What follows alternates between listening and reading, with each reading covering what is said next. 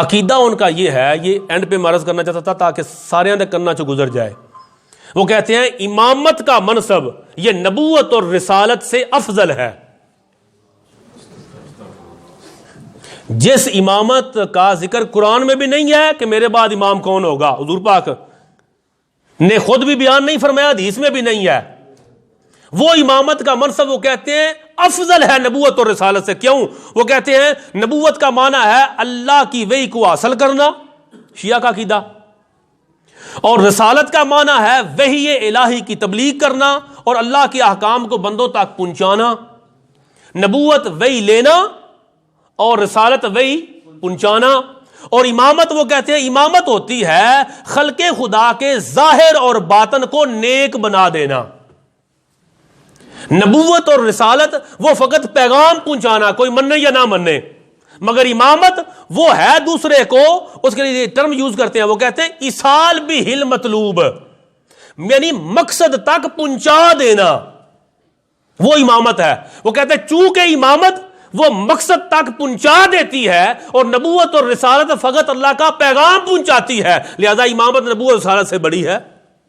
آپ یوٹیوب پہ چلے جائیں، علامہ شہنشاہ حسین نقوی کا خطاب نکالیں، بول ٹی وی کے اوپر جو رمضان شریف میں پروگرام آیا، وہاں پر ایک علامہ صاحب سے پوچھا انہوں نے برملا کہا، برملا انہوں نے کہا جی بالکل ہمارا عقیدہ ہے کہ حضرت علی رضی اللہ تعالیٰ عنہ سارے نبیوں سے افضل ہے.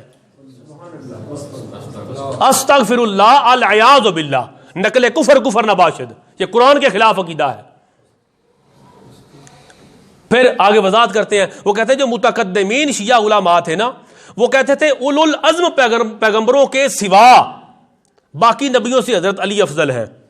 جو 5 پیغمبر ہیں نا، حضرت نوح علیہ السلام، ابراہیم علیہ السلام، عیسیٰ علیہ السلام، موسیٰ علیہ السلام، مصطفیٰ پاک، 5 نبیوں سے افضل نہیں، باقی سارے نبیوں سے علی افضل ہے.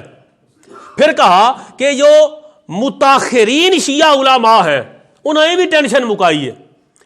آخری جو شیعہ ابھی قریب کے ہوئے، وہ کہتے ہیں مولا علی پاک سارے نبیوں اور رسولوں سے اولو العزم پیغمبر جو 5 ہیں ان سمیت علی سب سے افضل ہیں، کیونکہ وہ امام ہے. حالانکہ ان کی امامت کا ذکر نہ قرآن میں ہے نہ پیارے مصطفیٰ پاک کے فرمان میں ہے. اگر وہ امام تھے تو پھر وہ جہاد کے لیے کیوں نہیں نکلے؟ امام حسین تو نکلے. اگر وہ امام ہے مولا علی پاک، تو آپ نے زندگی میں ایک مرتبہ بھی اپنے خطبات میں یہ ارشاد نہیں فرمایا کہ میں امام ہوں.